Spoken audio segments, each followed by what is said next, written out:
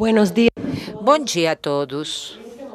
Neste momento, o ISAX, o Instituto Sul-Americano, que é o centro na área de saúde, está dando início ao seminário Saúde Pública, Inovação e Propriedade Intelectual, Perspectivas para a Unasul.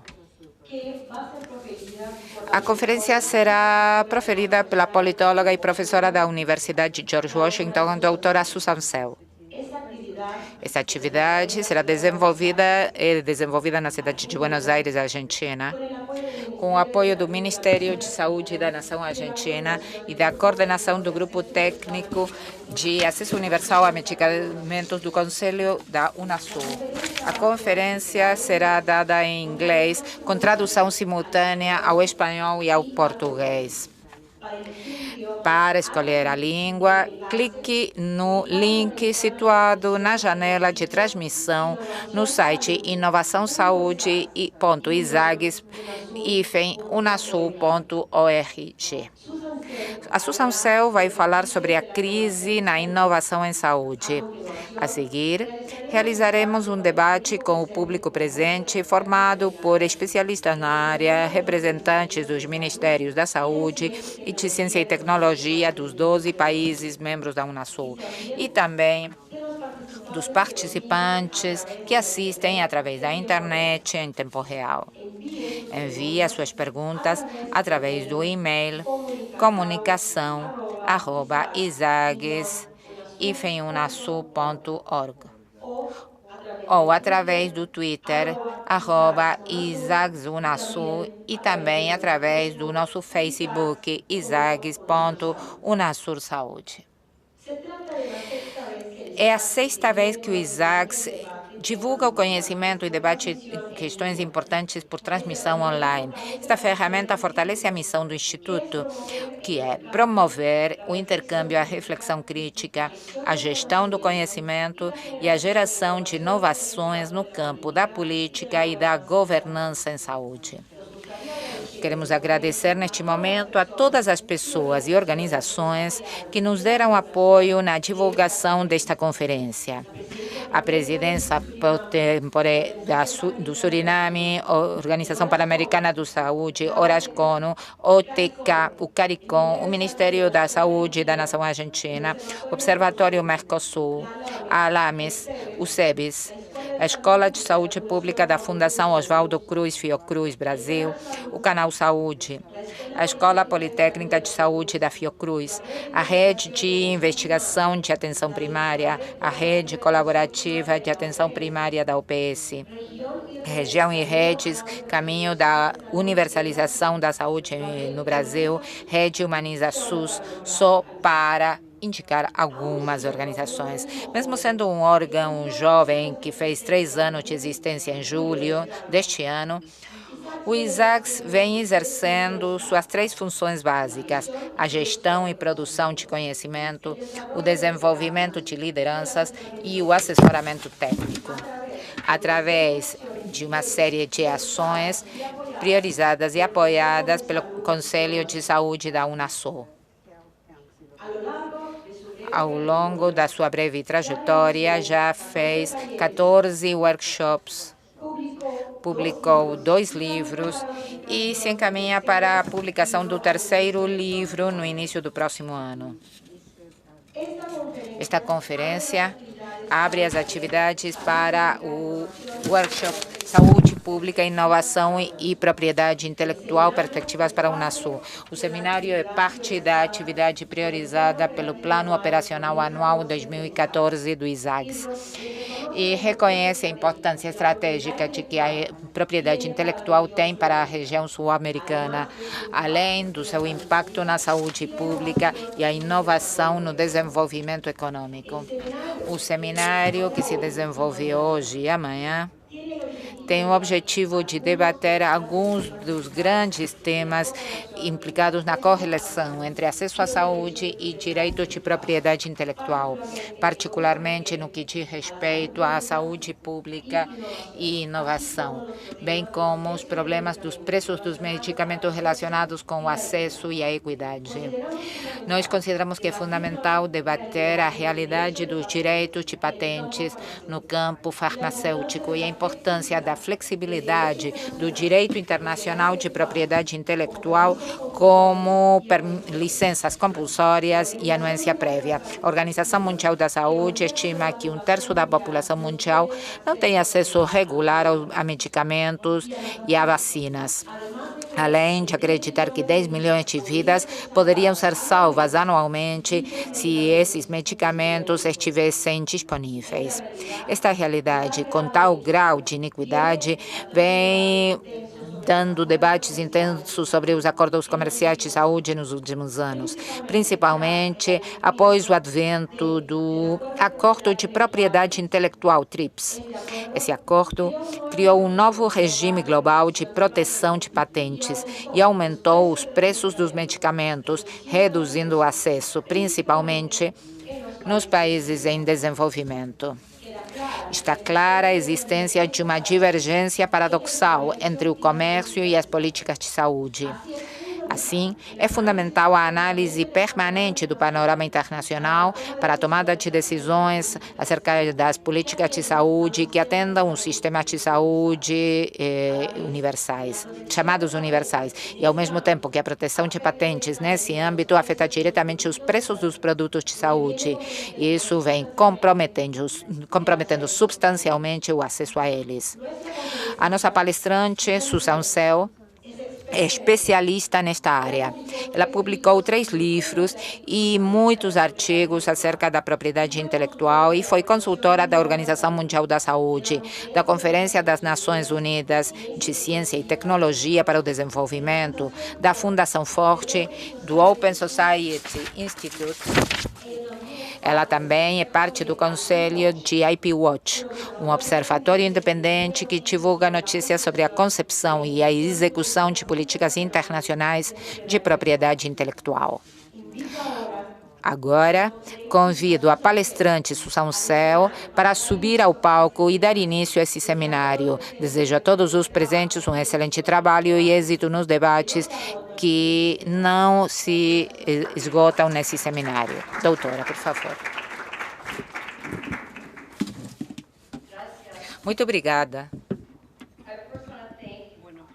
Em primeiro lugar, quero agradecer aos organizadores pelo convite. É uma honra e um privilégio para mim e realmente espero aprender muito de vocês ao longo dos próximos dias. Por isso, muito obrigada.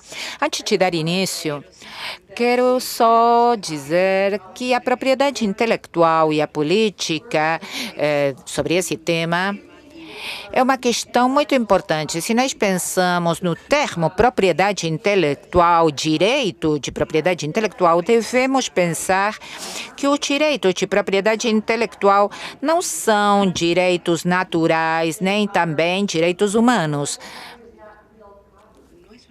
Não é uma propriedade realmente, não é como um ativo, como um martelo.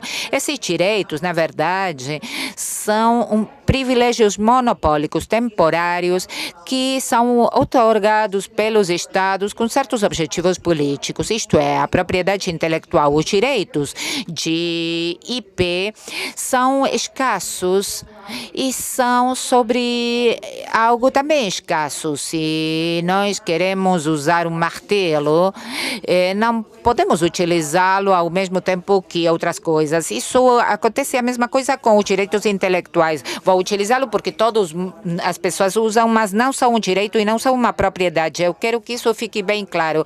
E as palavras são importantes, por isso eu queria esclarecer isso. Destas questões eu vou falar hoje sobre propriedade intelectual como política pública, da mudança de fóruns horizontais, da mudança de fóruns verticais, também sobre as ameaças para a saúde pública. Se vocês são fãs do programa Jogo de Tronos, eu diria que a minha palestra está ligada a essa ideia de que o inverno está chegando. E depois eu quero falar sobre algumas opções que nós temos pela frente, visto essa dinâmica internacional. Vou começar com a propriedade intelectual como política pública.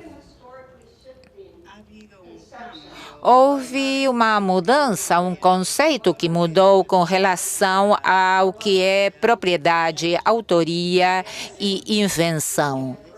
Eu quero dizer que esses são privilégios temporários, que, na verdade, devem estar ao serviço dos objetivos da política. No Reino Unido, as primeiras patentes não eram feitas por inventores, estavam ligados àquelas pessoas que traziam as invenções para o reino, até o reino. Isto é, não tinha nada a ver com a invenção dos vidros venezianos, mas que era trazer essa tecnologia até o Reino Unido, até a Inglaterra. Eu penso que é importante compreender as origens dessas palavras. Nós estávamos recompensando um gênio inventor. Não era isso. Era recompensada a pessoa que trazia essa tecnologia. Era recompensada a pessoa que trazia a tecnologia e não o inventor ele mesmo.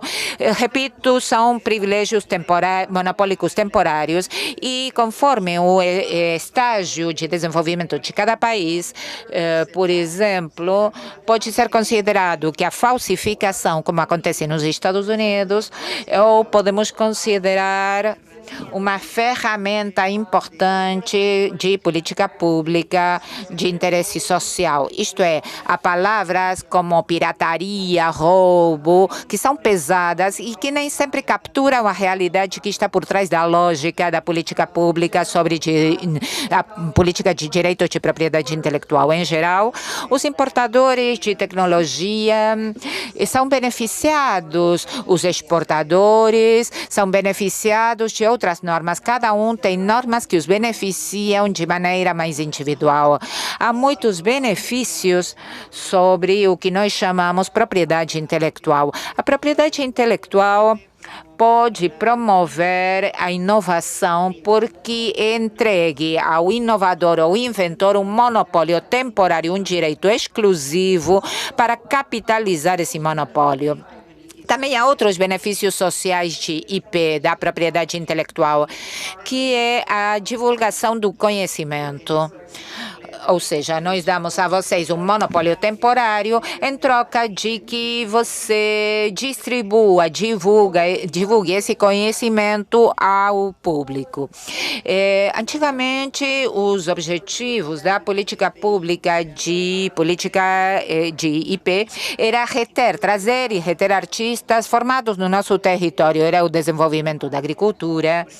Por exemplo, hoje, na Monsanto, é difícil imaginar que os Estados Unidos deem subsídios a universidades como a Universidade de Minnesota, ao qual eu pertenço, para distribuir sementes, para entregar sementes gratuitamente, porque o objetivo da política pública nos Estados Unidos naquele momento era fazer com que as pessoas fossem mais para o oeste e começassem a produzir naquela terra para poder produzir alimentos para uma população que estava em crescimento. Então, esses subsídios universitários foram estabelecidos para poder entregar sementes gratuitamente, muito diferente do que está acontecendo hoje. Além disso, um objetivo da política pública americana era alentar, estimular a alfabetização.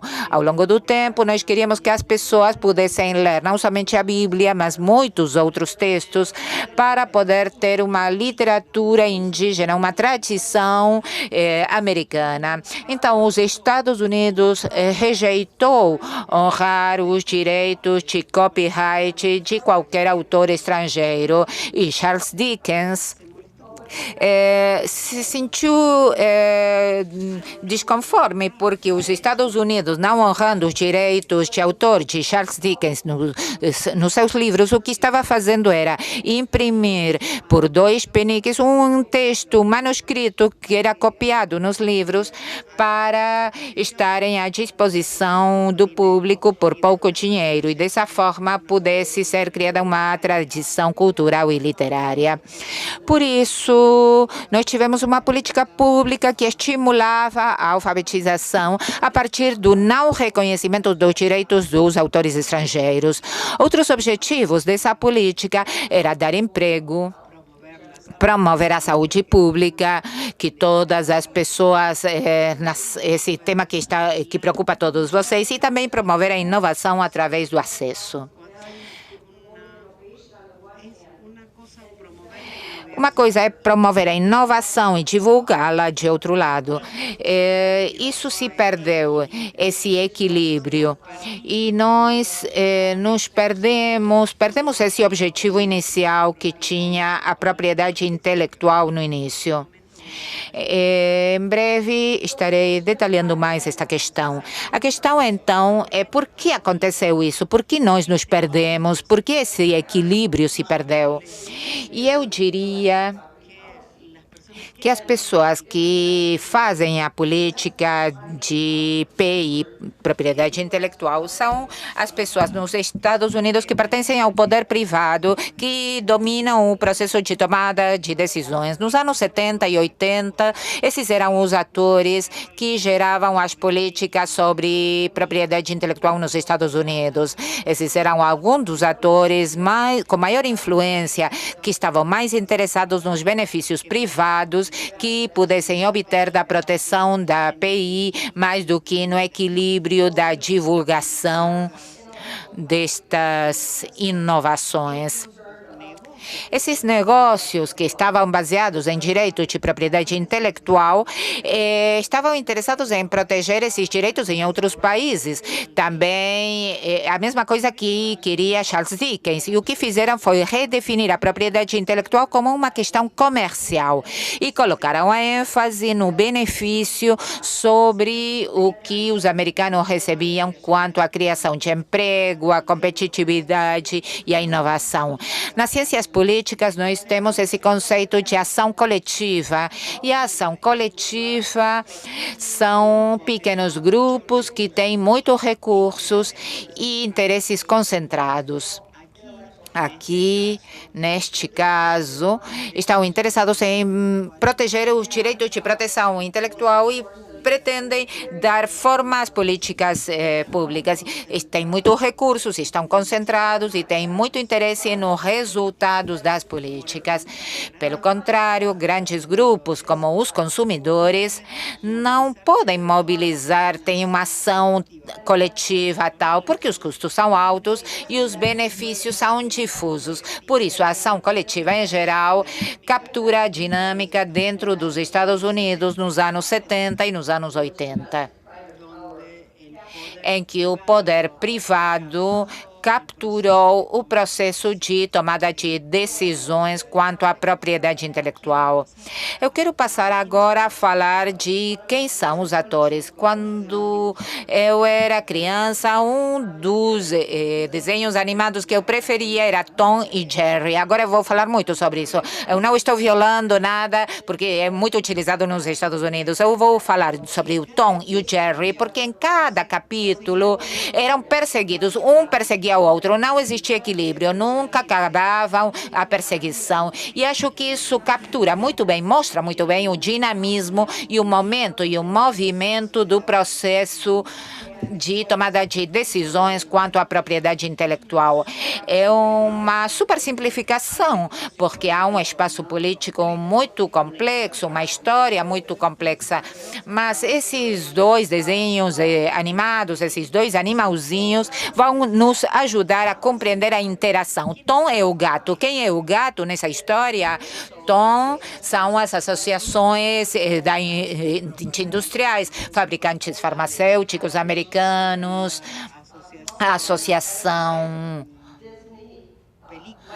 de Filmes dos Estados Unidos, a Microsoft, a Monsanto, o Ministério do Comércio dos Estados Unidos, que é o representante do comércio, o STR, a OCDE, ligada ao desenvolvimento, e a OMP, que tem a ver com o direito de propriedade intelectual.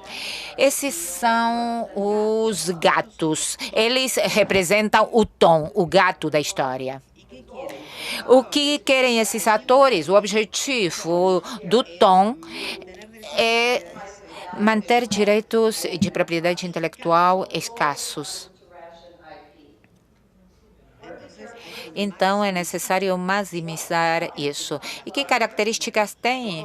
Bem, o tom, devemos compreender que é o de maior tamanho, é mais forte, tem mais recursos. Dizendo que é mais forte, o que eu quero dizer é que tem maiores conexões políticas. Essas são as características do tom, o gato, que ele está pressionando para maximizar as políticas de direito de propriedade intelectual em nível global. Quem é o Jerry, o rato?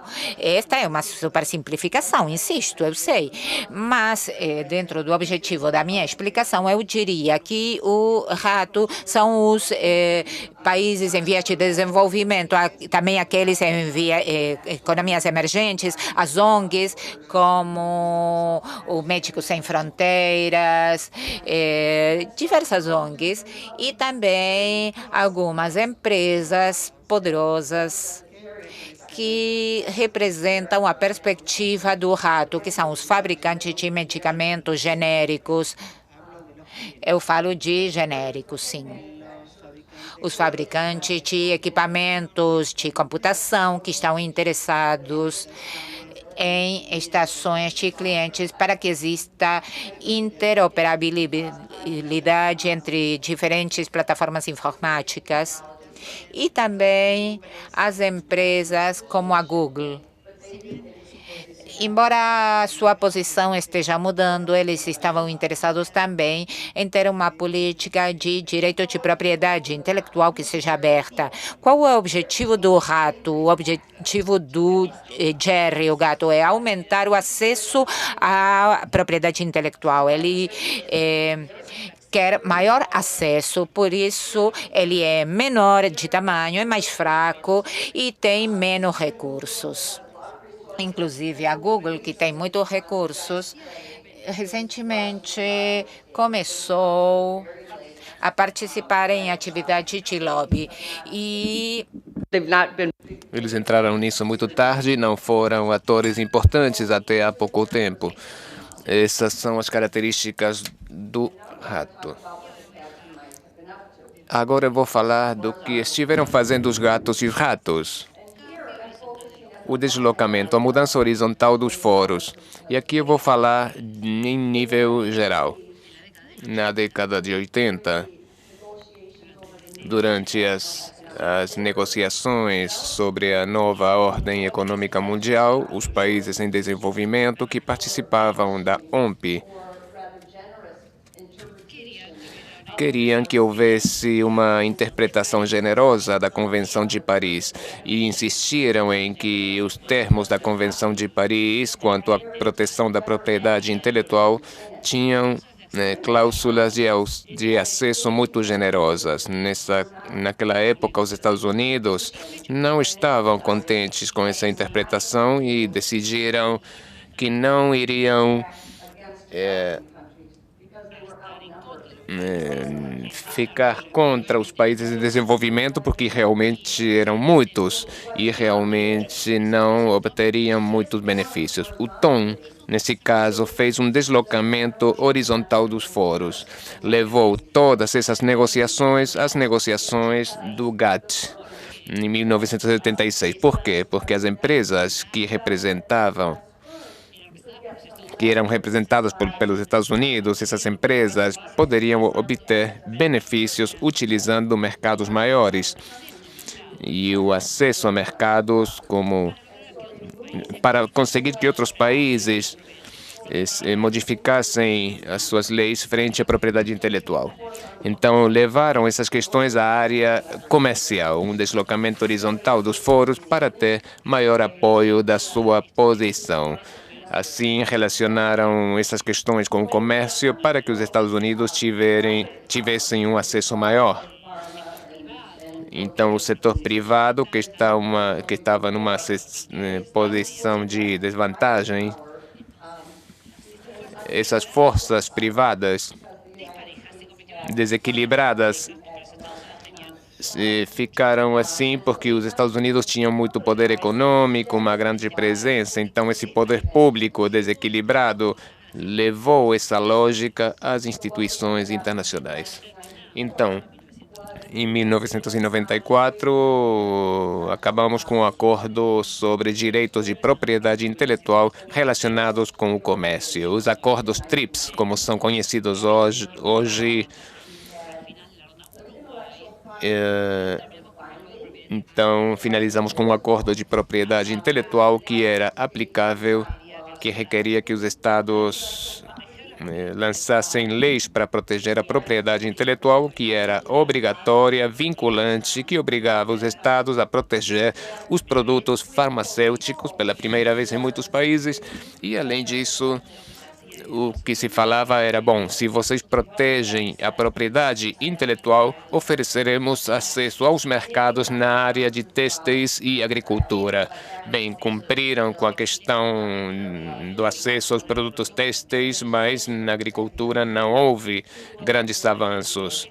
Mas em troca de proteger a propriedade intelectual, asseguraremos o acesso aos mercados para seus produtos agrícolas e têxteis.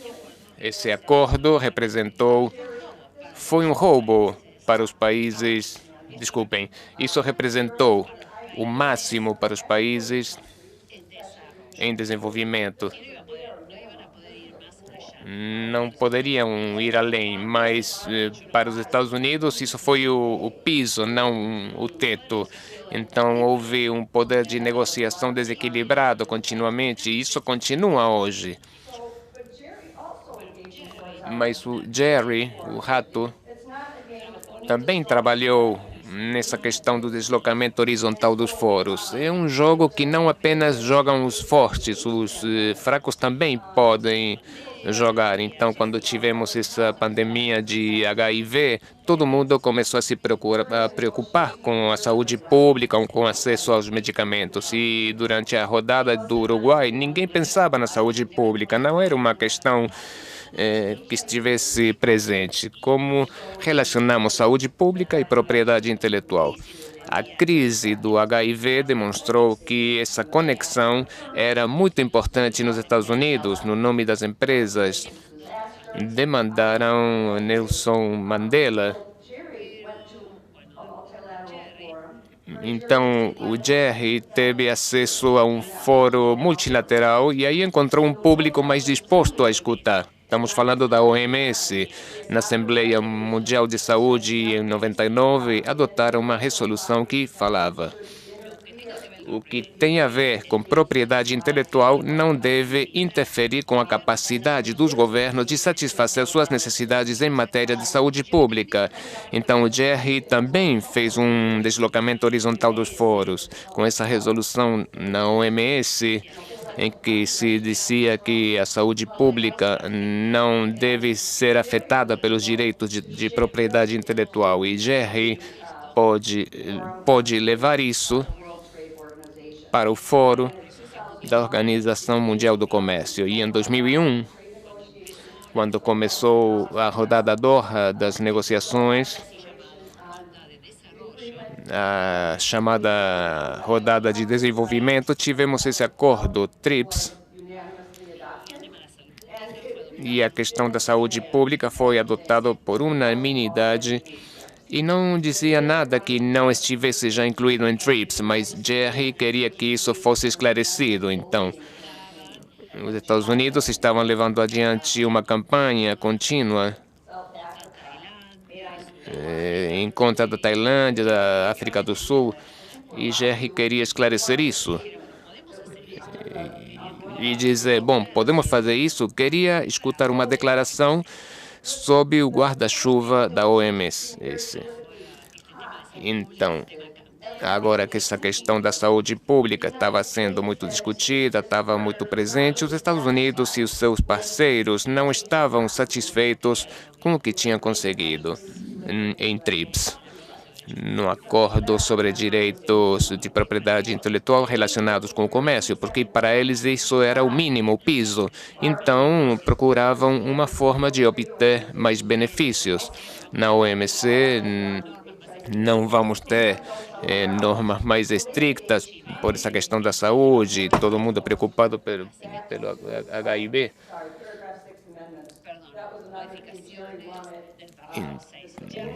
Então, o GR procurava modificações do parágrafo 6, que é uma emenda TRIPS que foi adotada em 2003. A ideia era permitir que os estados que não podiam produzir os seus genéricos pudessem importá-los sob licenças obrigatórias. Isso foi feito apenas uma vez porque é muito inútil, não é prático. Nesse momento se pensou que era uma grande vitória para o mundo da medicina, mas não foi assim. Então, o Tom foi para a OMP. A OMP, o que queria Tom na OMP, queria revitalizar o Tratado de Harmonização de Patentes, o SPLT, para criar normas TRIPS, mais normas TRIPS que não pudessem chegar à OMC, porque todo mundo estava atento à questão da saúde e ao acesso aos medicamentos. Então, Tom voltou para a OMP, pensando que aí talvez conseguiria estabelecer normas dentro da OMP. Então, voltaram para um fórum que pensaram que iria considerar mais suas preocupações, mas os países de desenvolvimento não ficaram quietos nessa questão e estavam prestando atenção.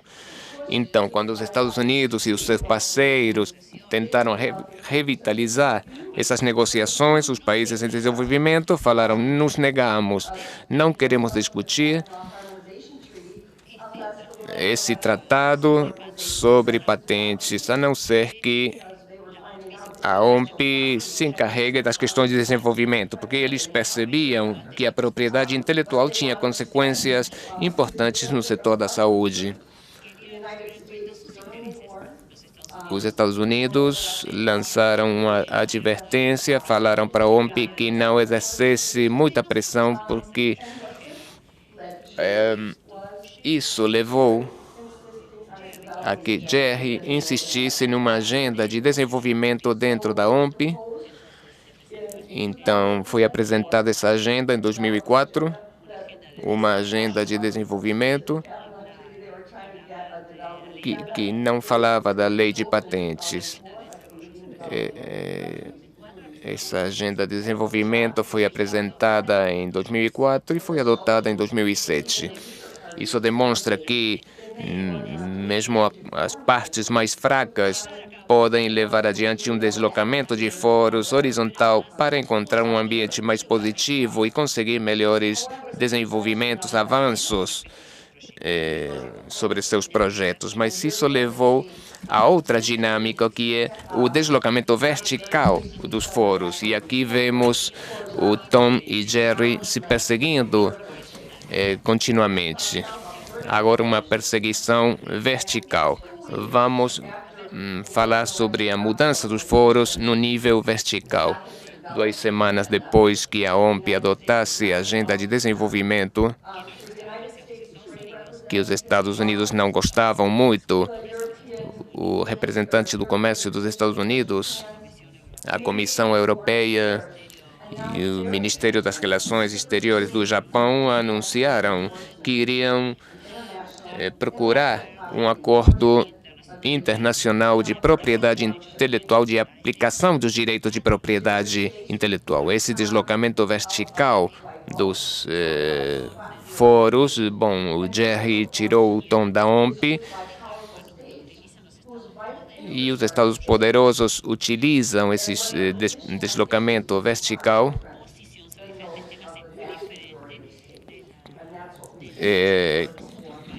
que tem dos países que tem uma posição diferente aos outros, a maioria dos países.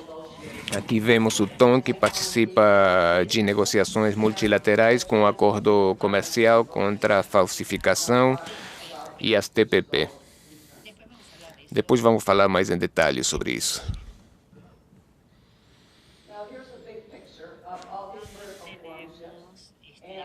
Aqui temos então esse deslocamento vertical dos fóruns e Jerry, em geral, tem melhores resultados no nível multilateral.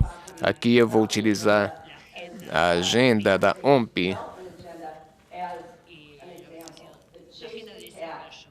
a agenda de desenvolvimento como exemplo. O Jerry queria levar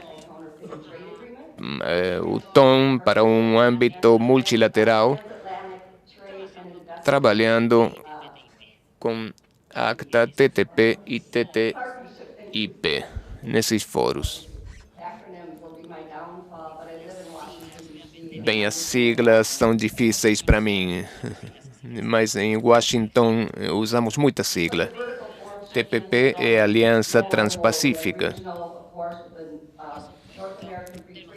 Logicamente, temos diferentes tipos de acordos, o NAFTA, o Acordo de Livre Comércio dos Estados Unidos, temos muitos acordos bilaterais com a União Europeia, os Estados Unidos têm muitos acordos de livre comércio com muitos países e também temos muitos acordos unilaterais.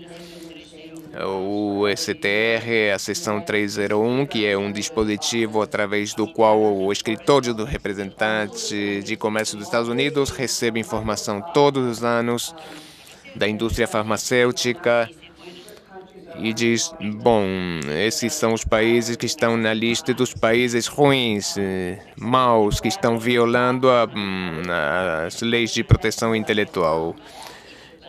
E no nível unilateral temos as leis SOPA e PIPA. Vou detalhar depois.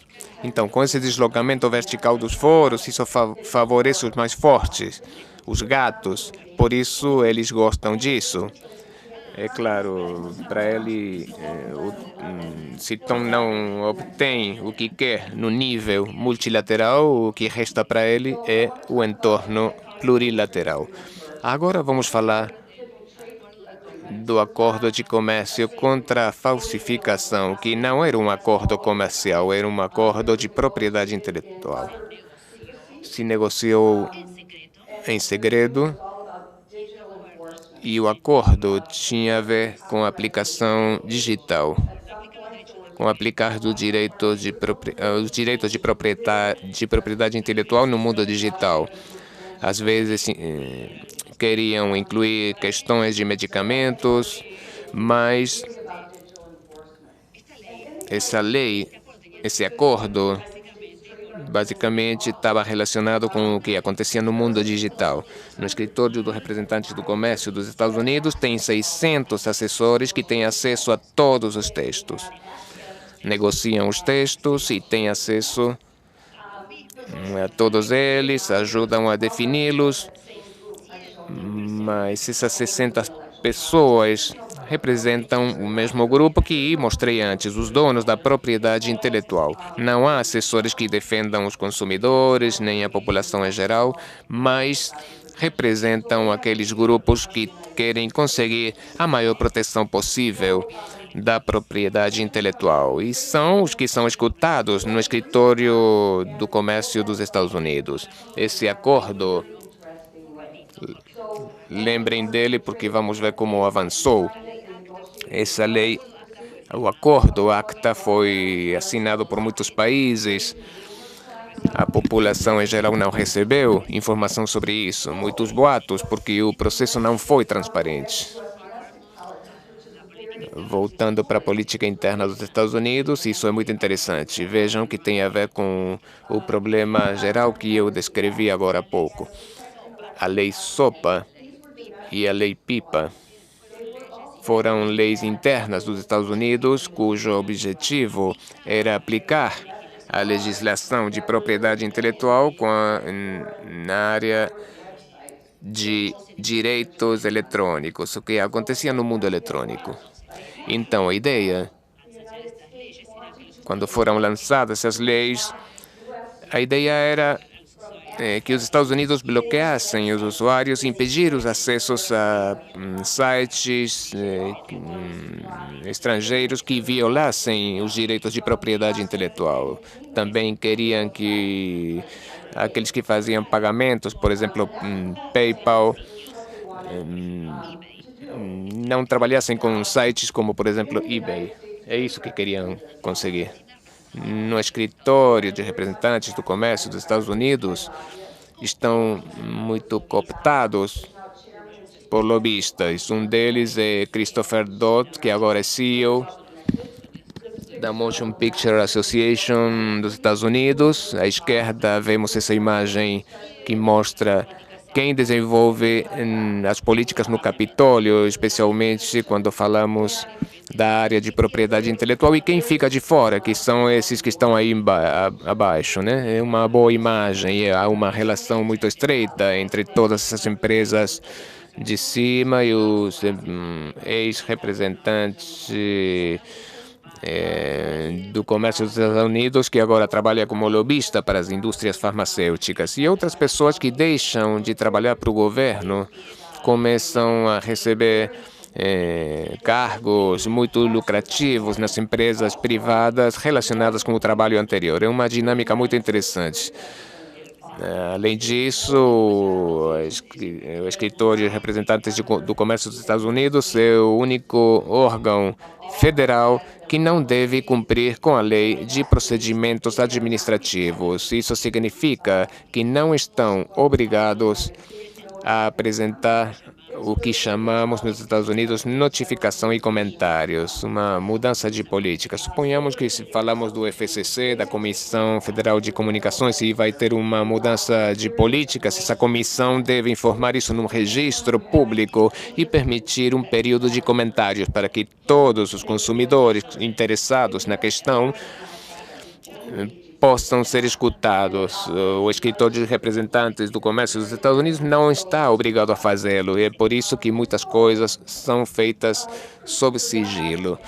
É por isso que Christopher Dodd e todas as pessoas que estavam no escritório do representante do comércio dos Estados Unidos esperavam se sair bem com essa lei PIPA, com essa lei SOPA, vão proteger os direitos de propriedade intelectual, vamos conseguir tudo o que queremos porque temos boas conexões e temos essa relação simbiótica com o SPR e as empresas. Também conseguiram grandes doações de campanha por parte dos lobistas. Aí então vemos que há boas conexões que sempre se dão bem quanto à propriedade intelectual. Fizeram isso durante muito tempo. É por isso que essas leis internas dos Estados Unidos realmente focavam os sites estrangeiros que tinham conteúdos que não respeitavam a lei de propriedade intelectual dos Estados Unidos. Aconteceu uma coisa interessante, no entanto, porque a política interna dos Estados Unidos não tinha a ver com negociações comerciais internacionais. Isso acontecia nos Estados Unidos, em que a democracia, a gente pode escutar no Congresso, a gente pode dizer o que pensa, quais são as fraquezas e fortalezas de cada lei. Houve uma quantidade de grupos de consumidores e de sites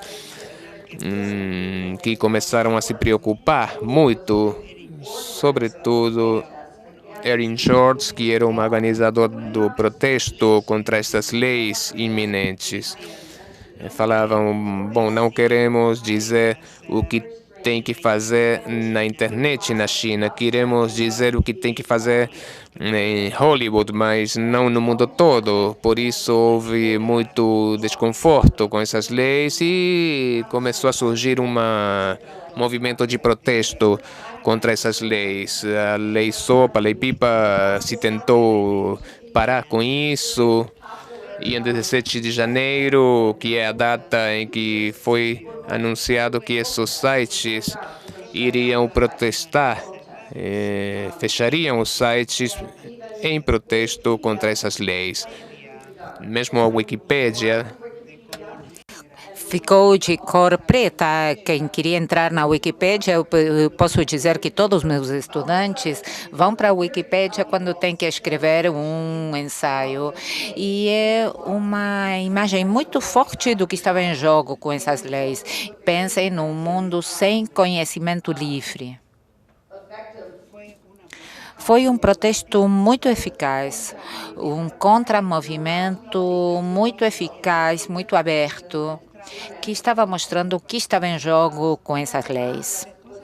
Depois apareceu Anonymous, que estava ligado a todos esses websites e colocou uma quantidade de informação pessoal e mostrou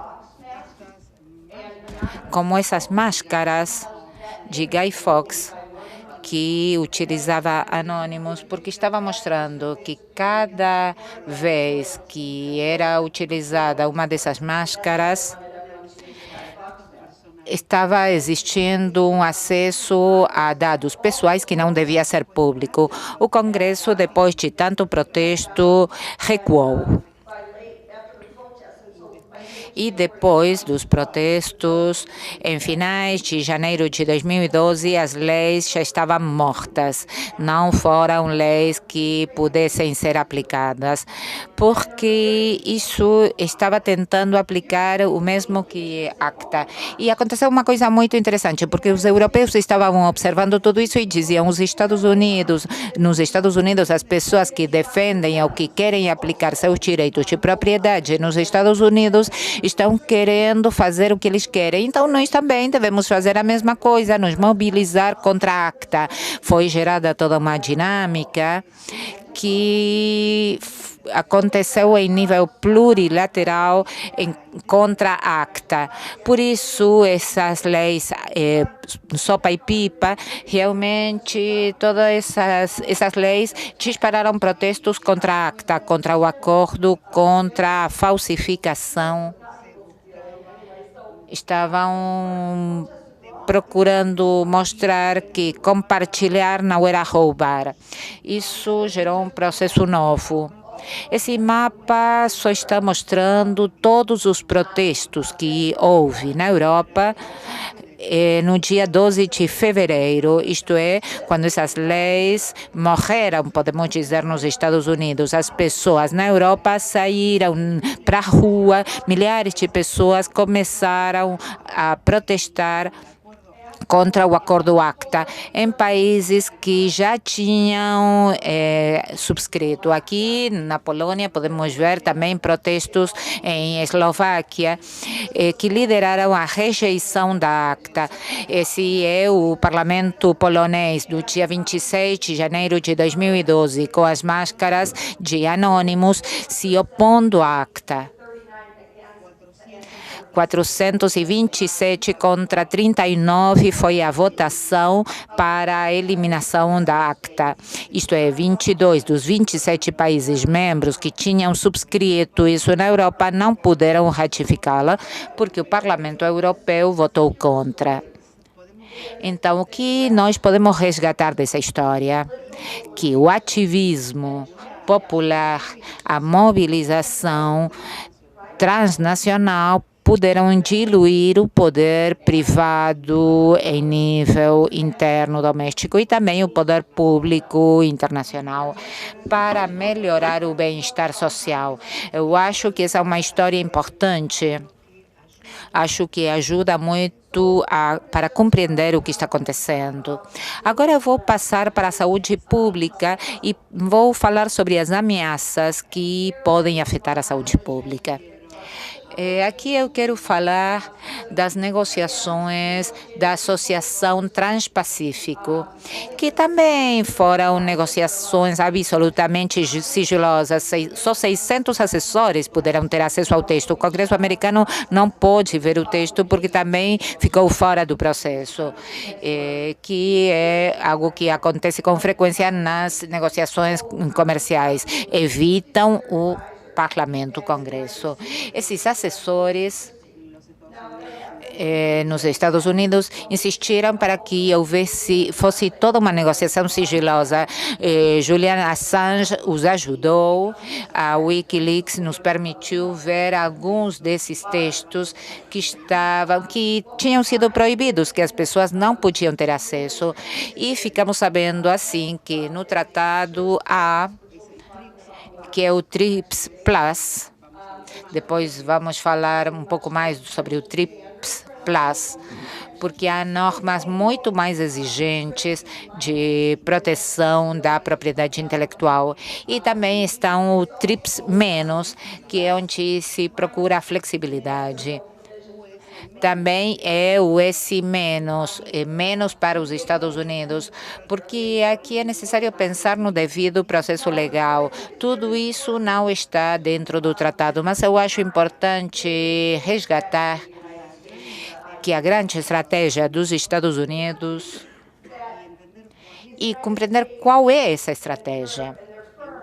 A Europa, os Estados Unidos e as empresas estão preocupados com diferentes aspectos, mas esta associação, essa parceria está ligada à China, Índia, Tailândia, Brasil, África do Sul. Aqui, esses são os mercados aos quais se dirige tudo isso. E se esses países se sentassem na mesa, não concordariam com o que é discutido, porque esses são os países que oferecem o mercado para o acordo. O que estão fazendo, então, a estratégia que estão aplicando a partir do representante comercial dos Estados Unidos e dos fabricantes farmacêuticos, e o que me disse a Sociedade de Pesquisadores é que o plano, a esperança é conseguir que essa parceria transpacífica e todos os direitos de propriedade intelectual e ter um acordo transatlântico e uma associação transatlântica e reunir tudo para incluir aproximadamente 80% do comércio mundial. Portanto, China, Índia, Brasil, Argentina, Tailândia, Indonésia não vão ter escolha. Se somente será subscrever, vão ter que acompanhar esses acordos. E a China está pressionando sobre Obama. A China acaba de anunciar sua própria associação que deixa fora os Estados Unidos. Isto é que há umas pressões, um jogo de pressões muito interessantes.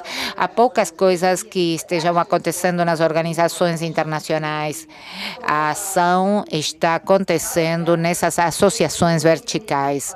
Outro fator que também está ligado ao que foi divulgado pelo Wikileaks, é que há muito isolamento. Só o Japão está apoiando as leis americanas. Eu acho isso interessante.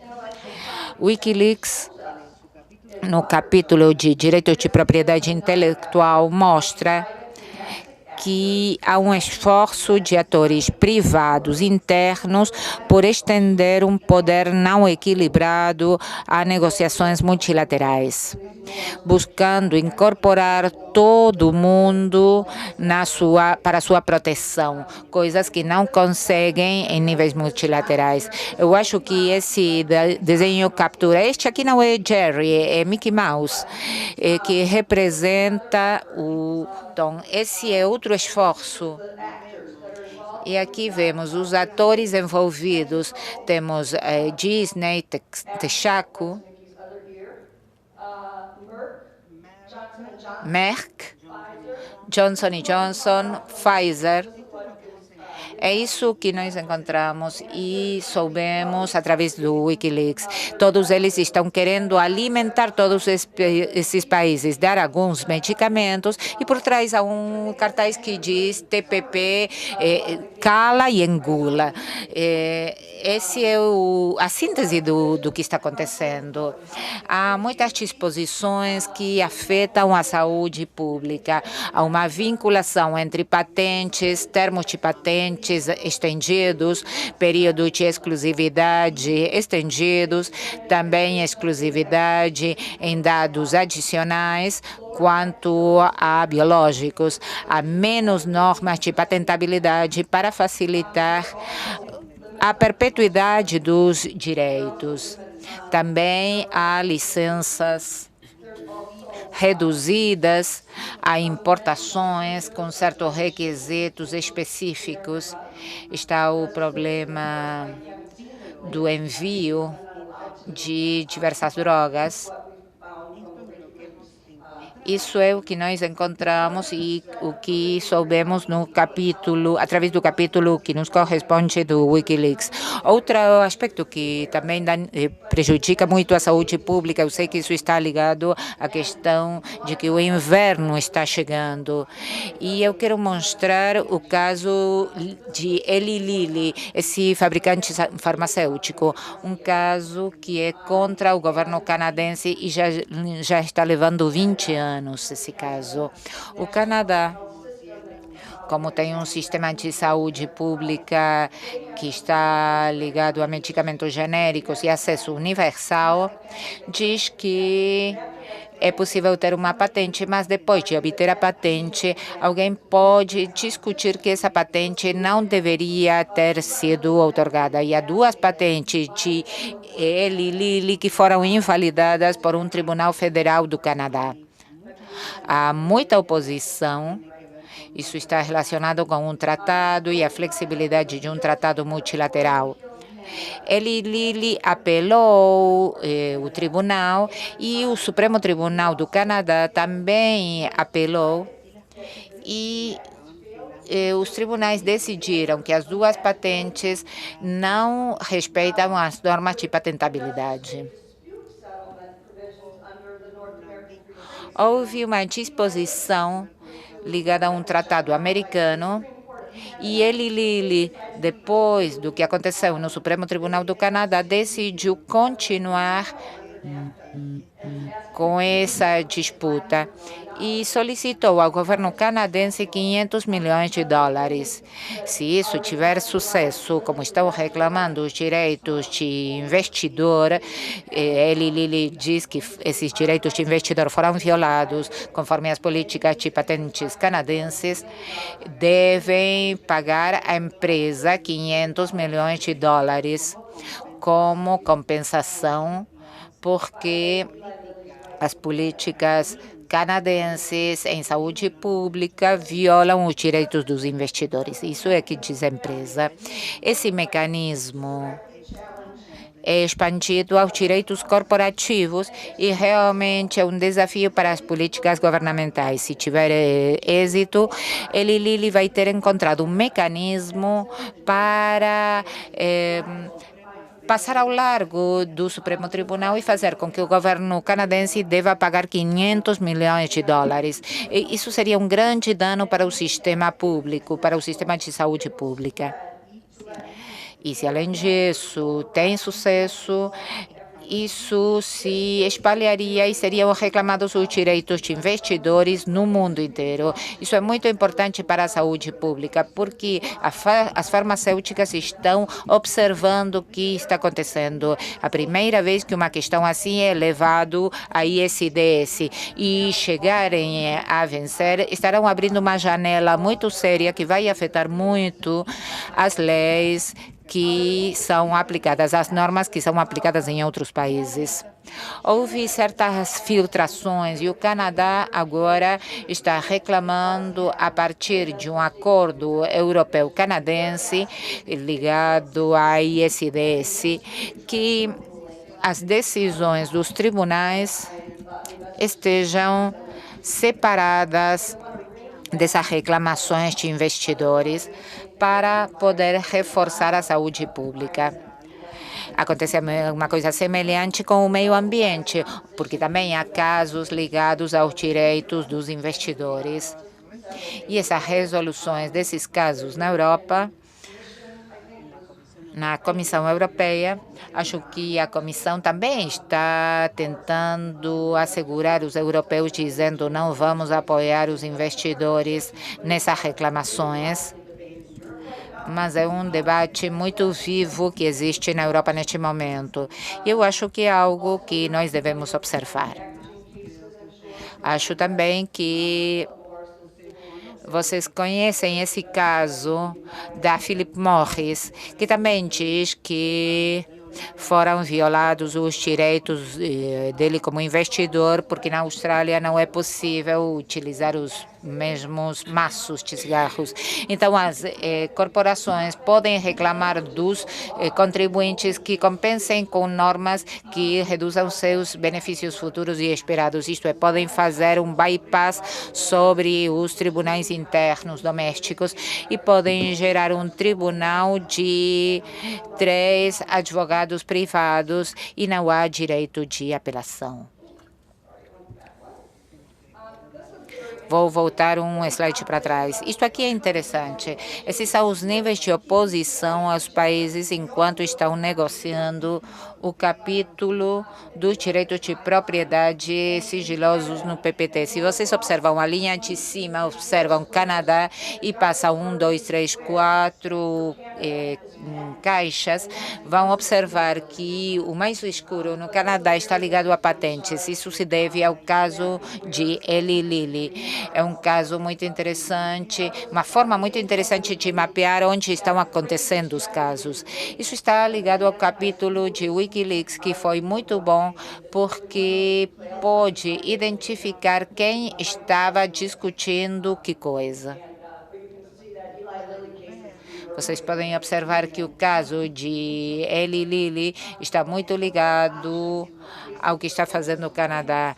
Quais são as opções? Essa ideia de que o inverno está chegando. Carlos Correia, que não está hoje aqui, oferece guias para examinar as patentes farmacêuticas, desenvolvendo uma perspectiva de saúde pública. Isso é um trabalho de 2007, de janeiro. É muito interessante. Eu coloquei no slide porque quando falava com um dos assessores da indústria farmacêutica e eu perguntei o que é o mais perigoso para o programa de vocês, eles disseram esse trabalho.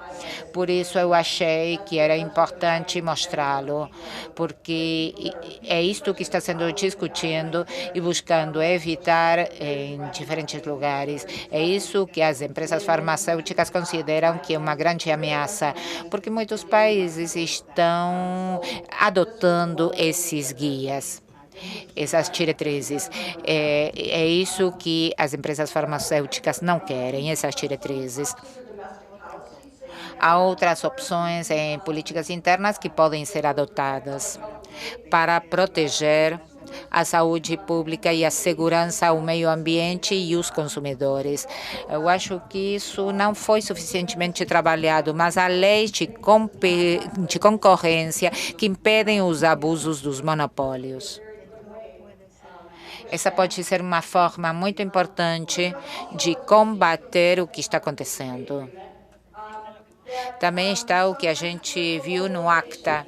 Às vezes, a mobilização política que nós observamos com a lei SOPA e a lei PIPA e outras leis podem diluir o poder privado no nível interno. E para poder diluir o poder interno, para prejudicar o bem-estar social. E é interessante que saibam, esses são exemplos.